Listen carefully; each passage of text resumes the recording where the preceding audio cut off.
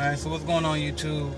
Talk about a couple of tips on the cleaning business that you can do to make sure that you stand out and be the best of the best, alright? First things first, what you need to know is this. In office accounts, the best way to stand out is dusting, alright? Then when you get to your industrial accounts, like in your warehouse buildings, your machine shops and all of those, you really want to focus on the break rooms and the restrooms. That's the key for those types of accounts. And then for the medical accounts, I noticed that, of course, sanitation is key, period, and especially in a medical account. But really, the real way to stand out in a medical account is the floors. They really like to see their floors shining in the medical account. So that's pretty much the three categories of commercial accounts. You got industrial, commercial, and office buildings. And that's how you stand out in all three. Now I just want to go over a couple of quick things just to look for while you're out in these buildings. Just a couple of quick cleaning tips. First off, when you're cleaning windows, a lot of people know how to clean glass for some reason. So when you're doing front doors or mirrors in the restrooms, really the easiest way to do it is to have like your damp rag that you were doing your wiping down with. Say you were wiping down countertops, whatever. You can take that same damp rag and wipe the windows, get the fingerprints and smudges off of it, and then go back behind it because it's going to leave a smear with a completely dry rag. It has to be completely fresh, clean, dry rag, and then get your smears out the way. And it's just that simple. Also, sometimes I just take a dry rag clean to the glass, and that can get it sometimes by itself as well. And the key here is you're not trying to clean the entire glass. You're just simply going for spots on the windows. You don't want to sit there and try to go from top to bottom because you're going to mess up the whole glass. Just get the key spots, especially on entry doors. You want to get around where the handle, the door knob is.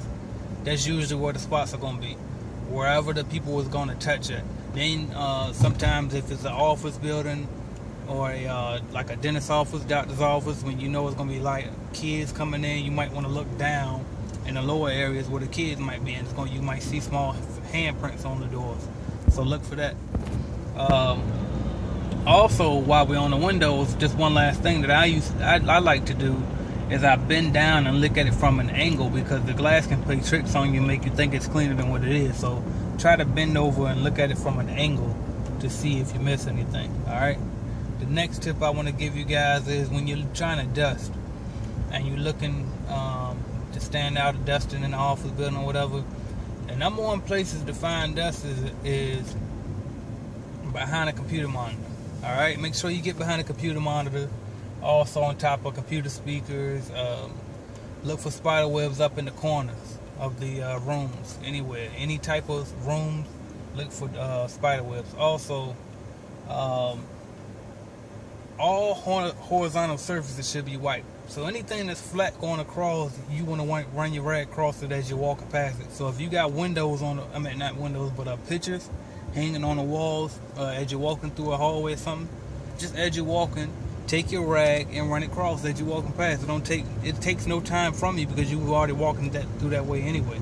Just run your rag across it. But you want to get every single dust, any little speck of dust that you can find. All right. And like I said, because it's in your contract, it may be, it may not be, but I know it's in all of mine that all horizontal surfaces are supposed to be dusted, all right? So make sure you're doing that. Another thing, when you're dusting, unless you're in an area that you know you're going to have a lot of fingerprints or things that you have to wipe down, make sure you do it dry. Use a dry rag or an actual duster when you're doing your dusting, all right? Don't use a damn rag because it's going to make it worse. Dust and dampness doesn't mix, alright? It just makes dirt. So that's another tip for you guys. Also, they got these new mops out now with the flat head on them, the microfiber ones with the flat pads on them. Unless you're doing a very small floor or some type of ceramic, they might work on ceramic or either maybe vinyl floors, but for the most part, you want to stay away from those on large floors. You can use the microfiber rod, but use the microfiber string mop. Don't use the microfiber flat mop because it'll get you in a lot of trouble. It'll leave smears and stains and smudges, all that type of stuff behind, and it'll build up. And next thing you know, you having to do a stripping wax after they just got one done, and they're not very happy that they're gonna have to pay for that again. All right, so that's just something to look forward to. I mean, not look forward to, but look for in your buildings.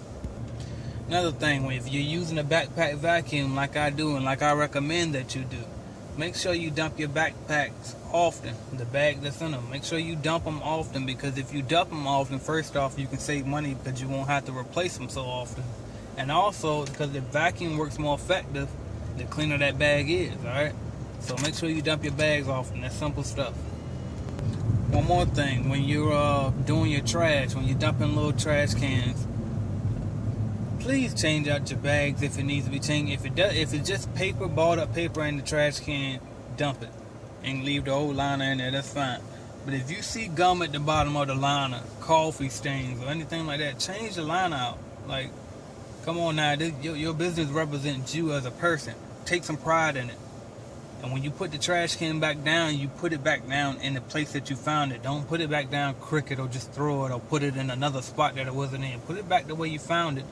If it was in a neat position. If it wasn't a neat position, then put it in a better position.